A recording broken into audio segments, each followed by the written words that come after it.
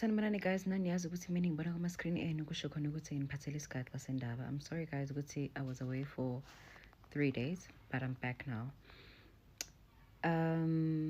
Guys, today's story is also very sad.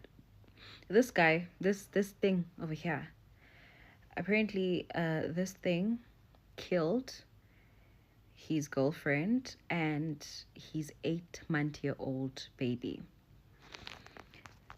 He went to court and he confessed ukuthi he didn't mean to kill the baby, but when he was killing the mother and when he was hitting and killing the mother, the baby then got injured.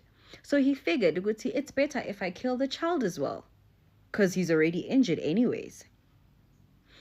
Kutiwa, after he killed his girlfriend and his 8-month-old child, he hid them under the bed. Days later, his brother comes to visit them. The brother then notices, there's a foul smell in here.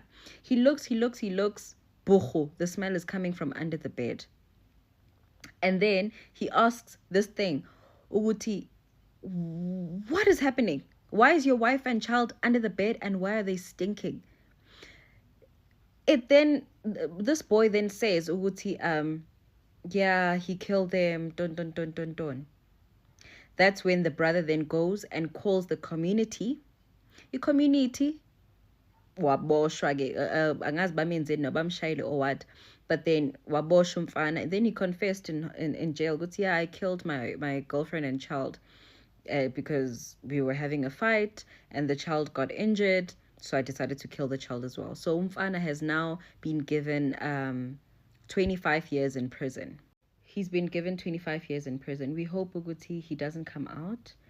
We hope Uguti he bends over to pick up soap, because honestly speaking, he doesn't deserve to live. No, if you think people don't deserve to live, then why do you deserve to live? I'm sorry for taking sides, but guys, come on. This is horrific.